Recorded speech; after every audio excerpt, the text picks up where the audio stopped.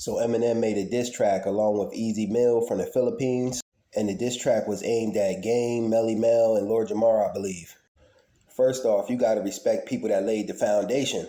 If it wasn't for Lord Jamar, but especially Melle Mel, there would be no you, Eminem.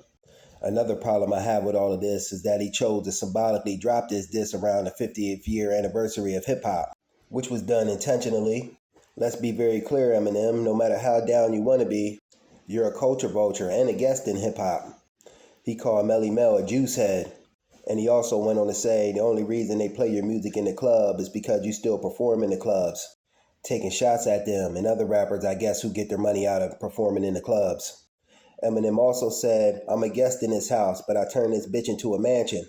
That's an expansion. I made it gargantuan. Here we go, now we're talking.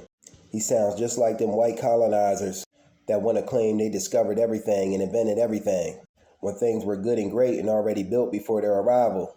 And it still would have been good and great without the arrival of them. Hip-hop would have still been just fine without the likes of Eminem.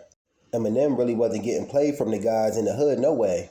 Not even at his peak. Me personally, I know I wasn't bumping no Eminem like that. He wasn't speaking to me and what I was going through. And if he would have been black like Melle Mel said, he wouldn't have most likely been in the top 5 rappers. Because we got so many great black rappers to choose from. He was only in the top 5 because he was white to me. He gave little suburban white kids a voice. Now they could see a reflection of themselves in the music. He was their savior. He spoke to what they were dealing with and going through. And that's mainly where the sales of Eminem's music came from, suburban kids.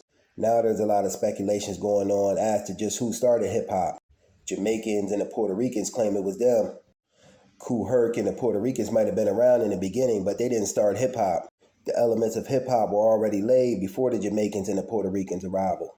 Foundational black Americans started hip-hop as a way to be creative and express themselves in a climate of racial injustice and oppression, and a lot of different obstacles we were facing at the time.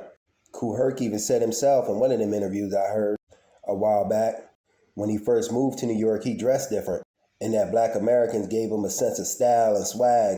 They try to rewrite black Americans out of everything. When we started all major genres of music, from the blues, jazz, rock and roll, hip-hop, you name it, foundational black Americans had a hand in creating it.